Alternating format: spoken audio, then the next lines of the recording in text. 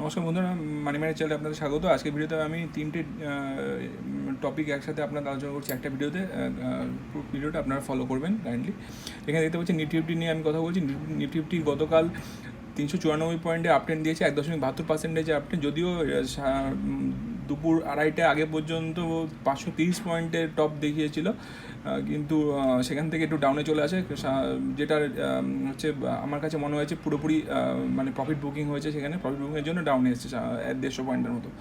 কিন্তু all over আমার কাছে ভালো লেগেছে মার্কেট, এবং তার পিছনে একটা কারণ ছিল যেটা আমি গতকাল আগের ভিডিওতে ডিসকাস করেছি, যে আমরা যুদ্ধের একটা বিরতি পেয়েছি ইউএসের তরফ থেকে, এবং ইউএসের তরফ থেকে একটা ডিলের সম্ভাবনা আসছে উঠে, এবং যদিও ইরান সেটাকে নাকচ করেছিল, সেই বিষয়ে আমি ভিডিও বানিয়েছি, এবং সেটা নিয়ে মার্কেট পজিটিভ হয়েছে বলেই মার্কেট একটা পজিটিভ আপট্রেন্ড শো করেছে, এবং আগামীতেও করতে পারে।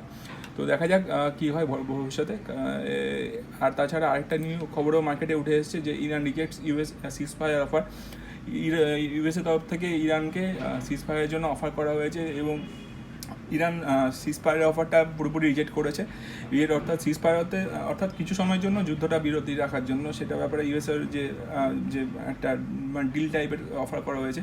কিন্তু ইরান সবসময় বলে আসছে যে তারা পুরোপুরি সিজফায়ার চায় না, কিন্তু সিজফায়ার না চায় তারা কী চায়, তাহলে যুদ্ধ করতে চায় না, তারা সম্পূর্ণরূপে যুদ্ধটা শেষ করতে চায়, বা একদমই যুদ্ধ করতে চায় না, কিন্তু সিজফায়ার চায় না। অর্থাৎ একবার বন্ধ রেখে আবার শুরু হবে, কারণ কি তারা সম্পূর্ণরূপে ইউএসকে বিশ্বাস করতে পারছে না কাইন্ডলি, এবং সেই কারণেই তারা সিজফায়ার অফারটাকে রিজেক্ট করেছে, এবং তারা চায় যে স্টেট অফ হরমুজের উপরে যেন তাদের আধিপত্য পুরোপুরি থাকে, কোনো ইউএসের জন্য আধিপত্য না থাকে।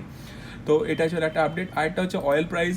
ক্রুড অয়েল প্রাইস প্রায় 7% গতকাল ডিসকাউন্টে গেছে, অর্থাৎ আগে যে প্রাইস ছিল তার তুলনায় 7% ডিসকাউন্টে এখন $100 পার ব্যারেলে ট্রেড করছে, এবং যেটা মার্কেটের জন্য খুবই পজিটিভ নিউজ। এবং তার জন্য যেমন ইন্ডিয়ান মার্কেটেও একটা বড়সড় আমরা র্যালি দেখলাম 400 পয়েন্টের, সেম আমরা দেখতে পাচ্ছি গ্লোবাল মার্কেটে। ডাউ জোন্স দেখতে পাচ্ছি আমরা 0.94% আপ ট্রেন্ডে, S&P 500 দেখতে পাচ্ছি 0.93% আপ ট্রেন্ডে, ন্যাসড্যাক কম্পোজিট দেখতে পাচ্ছি 1.20% আপ ট্রেন্ডে, রাসেল 2000 ইন্ডেক্সও 1.27% আপ ট্রেন্ডে। সুতরাং অল ওভার একটা ভালো পজিটিভ নিউজ ভাইব পাচ্ছি, সেই জন্য মার্কেট উপর দিকে যাচ্ছে। দেখা যাক আছে কী হয়, সকালে মার্কেট খুললে আমরা বুঝতে পারবো। তবে আমার আশা আছে মার্কেট হয়তো 100 থেকে 200 পয়েন্ট আপ ট্রেন্ড আবার দেখাতে পারে। সুতরাং এই ভিডিওটা এই পর্যন্ত থাকলো। কেমন লাগলো সেটা কমেন্ট করে জানাবেন। যদি ভালো লাগে আমার চ্যানেলের ভিডিওগুলো, আমার চ্যানেলটা সাবস্ক্রাইব শেয়ার লাইক করে পাশে থাকবেন, এবং আমার চ্যানেলটা গ্রুপ করতে হেল্প করবেন। ধন্যবাদ।